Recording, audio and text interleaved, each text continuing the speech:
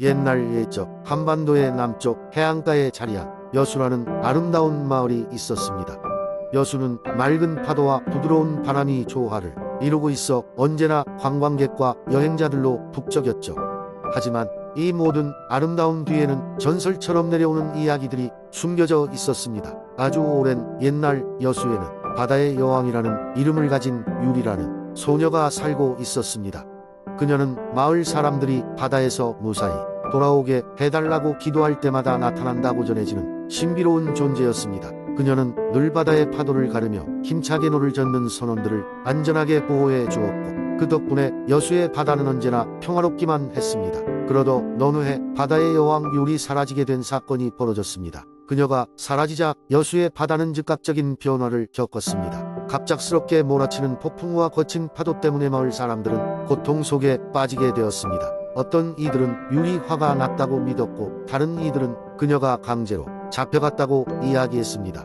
마을의 노인 중 한 명인 지혜로운 할머니는 여수가 위험에 빠져들 때마다 오래된 해안가의 절벽 위에 서서 절박한 마음으로 기도하곤 했습니다. 그녀는 오랜 시절 전에 내려오는 비밀의 주문을 외웠고, 그럴 때마다 바다와 바람은 잠시 동안 평화를 되찾곤 했습니다.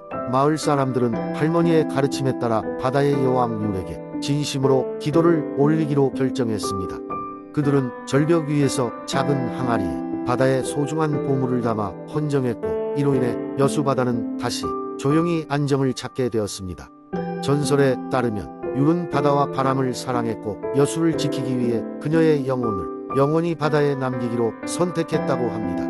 오늘날에도 여수의 백사장에서 파도 소리를 듣다 보면 마치 누군가의 속삭임이 들리곤 합니다. 이는 바다의 여왕 유리 여전히 마을을 지켜주고 있다는 상징이라고 여수 사람들은 믿고 있습니다. 이렇듯 여수의 바닷가는 단순한 풍경 이상의 의미를 담고 있으며, 그 전설은 현재까지도 많은 이들의 마음속에서 희망과 평화를 상징하고 있습니다. 두 번째 이야기, 옛날 옛적 아름다운 자연 속에 둘러싸인 한국의 영주 지역에는 전설의 동물이 살고 있었다. 바로 웅장한 호랑이였다. 사람들은 그 호랑이를 산신령이라 부르며 경외의 대상으로 여겼다. 그 호랑이는 눈부신 금빛 가죽을 가지고 있었고, 언제나 영주의 깊은 숲속을 조용히 거닐었다고 한다. 한편 이곳에는 장난꾸러기 도깨비들도 많이 살고 있었다. 도깨비들은 호랑이를 장난의 대상으로 삼기 좋아했다. 그러나 아무리 장난을 쳐도 호랑이는 그들을 무시하고 유유히 자신의 길을 갈 뿐이었다. 도깨비들은 더욱더 호랑이의 주의를 끌고 싶어 여러가지 대책을 강구했다. 어느 날 도깨비의 대장인 청파는 새로운 계획을 세웠다. 호랑이를 놀라게 해서 도망가게 만들면 우리가 이 숲의 주인이 되는 거야. 청파의 말에 도깨비들은 흥분하여 모두가 동의했다. 그들은 숲속 깊이 날아다니며 온갖 소리를 내고 불빛을 번쩍이며 호랑이를 유인할 방법을 찾았다. 드디어 기다리던 날이 다가왔다. 도깨비들은 숲속에 모여들어 호랑이가 자주 다니던 길목에 매복했다. 그들의 손에는 번쩍이는 도깨비 방망이와 신기한 장난감들이 들려 있었다. 밤이 깊어갈 무렵 숲속에 금빛 호랑이의 그림자가 나타났다. 호랑이는 언제나처럼 조용히 걸어가고 있었다.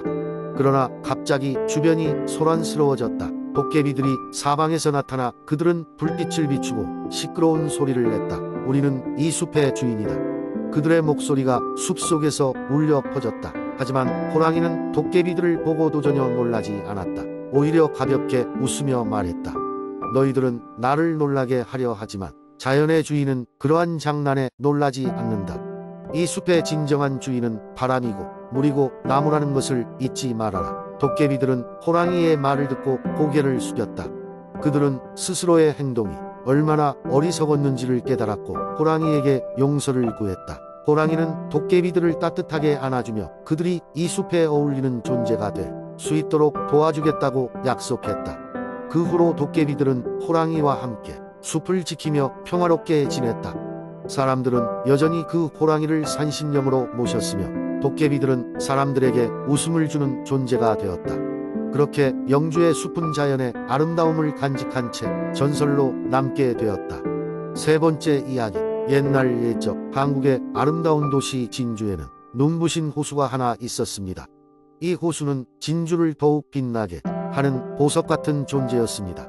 그러나 이 호수에는 오래 전부터 전해지는 신비한 전설이 있었습니다.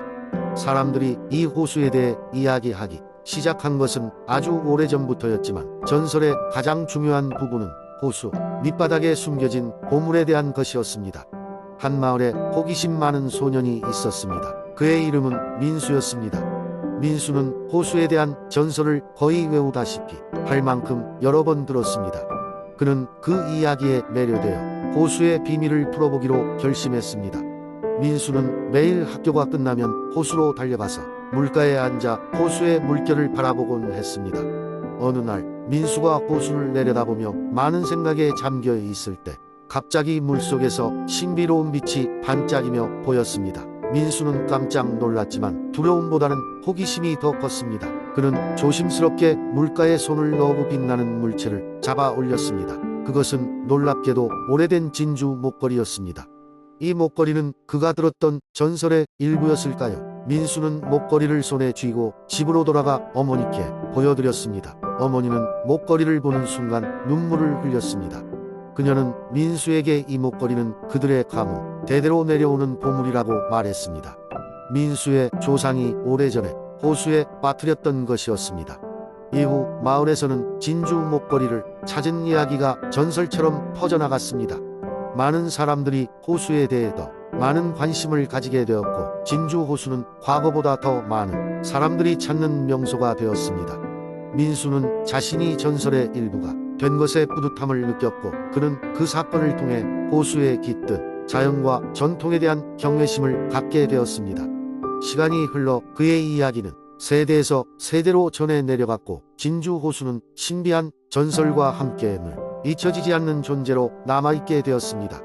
민수가 발견한 진주 목걸이는 진주시 박물관에 전시되어 여전히 많은 이들에게 호수의 전설을 이야기해주고 있습니다. 네 번째 이야기. 옛날 옛적 한국의 경상북도 구미 지역에는 깊은 산 속에 사는 신비로운 여우가 있었다고 전해진다.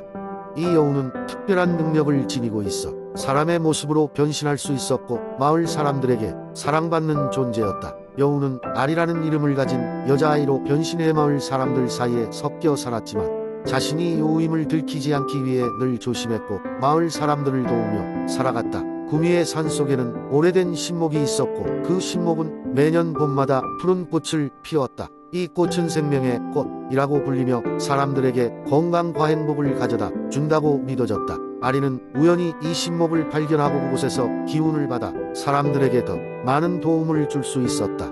어느 해 봄 마을에 심각한 가뭄이 찾아왔다. 농작물은 메말라가고 사람들은 먹을 것을 구하기 위해 기원을 드리곤 했다. 아리는 신목의 힘을 빌려 마을을 도울 방법을 고민했다. 어느 날 밤 아리는 사람의 모습으로 산을 내려가 마을 회관 앞 큰 나무 위에 올라가 뽀얀 털로 변해버렸다. 그리고는 여우의 신비한 힘을 빌어 비를 불러오기 시작했다. 하루가 지나고 이틀이 지나도 하늘은 맑기만 했다. 마을 사람들은 마음을 모아 기도를 시작했고 아리는 그들의 간절한 바람을 느끼고 더욱 더 힘을 쏟았다. 드디어 셋째 날 새벽 구름이 하늘을 뒤덮고 비가 내리기 시작했다. 마을은 큰 환호성을 질렀고 아리는 조용히 뒤로 물러나 숲속으로 사라졌다. 아리의 도움으로 마을은 다시 활기를 되찾았고 사람들은 그의 봄비의 은인을 잊지 않고 매년 그날을 기념하여 축제를 열었다. 아리는 사람들 사이에 섞여 다시 평범한 삶을 살아갔고 몇몇은 어렴풋이 그녀가 특별한 존재임을 알았지만 아무도 그 비밀을 입 밖에 내지 않았다. 이후로도 아리는 구미의 수호자로서 마을을 지키며 사람들에게 도움을 주었다. 아리와 마을 사람들의 관계는 시간이 흐를수록 더욱 단단해졌고 이 이야기는 구미 지역의 전설로 전해 내려오고 있다. 그녀는 언제나 사람들에게 신뢰받는 존재였으며 구미의 전설적인 여우로 기억되고 있다. 다섯 번째 이야기. 옛날 옛적 푸른 산과 깨끗한 강이 어우러진 한국의 횡성이라는 마을에는 한 아름다운 대나무 숲이 있었다. 이 대나무 숲은 오랜 세월 동안 마을 사람들에 의해 보호되어 왔다. 마을의 원로들은 숲이 마을을 지켜주는 신성한 존재라고 믿었으며 숲 깊숙한 곳에는 영험한 기운이 흐르고 있다고 말했다. 숲에는 오래된 전설이 있었다. 매년 가장 밝은 보름달이 뜨는 날 밤 가장 순수한 영혼을 가진 자만이 숲의 심장부에 숨겨진 신비로운 호수를 발견할 수 있다는 것이었다. 그 호수에는 북극성처럼 반짝이는 특별한 물이 담겨 있으며 이 물을 마신 자는 어떠한 소원이라도 이룰 수 있는 힘을 갖게 된다고 전해졌다. 하지만 이러한 전설을 실현한 자는 아무도 없었고 대나무 숲은 그저 마을의 평범한 자연 경관으로 남아 있었다. 한편 횡성에는 하람이라는 이름의 소년이 살고 있었다. 하람은 상냥하고 용감한 성격의 소유자였으며 마을 사람들 모두에게 사랑받는 존재였다. 그러나 하람에게는 오랫동안 이루고 싶은 강한 소원이 있었다. 그것은 다름 아닌 일찍 세상을 떠난 그의 소중한 누나와 다시 만나는 것이었다. 하람은 매년 보름달이 뜰 때마다 대나무 숲에 들어가 호수를 찾아보려 했으나 매번 아무런 소득 없이 돌아와야 했다. 어느 날 하람은 동네 할머니로부터 이 숲에 관한 보다 자세한 이야기를 듣게 되었다. 할머니는 하람에게 숲의 심장부로 들어가기 위해서는 먼저 자신의 마음을 정화하고 자연에 대한 진정한 경외심을 가져야 한다고 충고했다. 그녀는 하람에게 다가오는 보름달 날에 다시 시도해 보라고 조언하며 그의 손에 작은 대나무 나뭇잎을 쥐어주었다. 할머니는 이 나뭇잎이 길잡이가 되어줄 것이라고 덧붙였다. 하람은 조언을 가슴에 새기고 마침내 보름달이 떠오르는 날 대나무 숲을 다시 찾았다. 오랜만에 맞이하는 숲의 고요함 속에서 하람은 자신이 할머니에게 들었던 가르침을 마음속에 되새기며 조용히 걸었다. 시간이 지나고 눈앞에 특별한 영역이 나타났다. 달빛은 대나무들 사이로 흘러들어가 호수를 은은하게 비추고 있었고 호수의 물은 정말로 북극성처럼 반짝이고 있었다. 하람은 호수에 다가가 조심스럽게 물을 한 움큼 떠서 마셨다. 그리고 잠시 눈을 감았다. 다시 눈을 떴을 때 호수 위에는 그의 영원할 것만 같았던 소원이 실현되며 누나의 모습이 나타났다.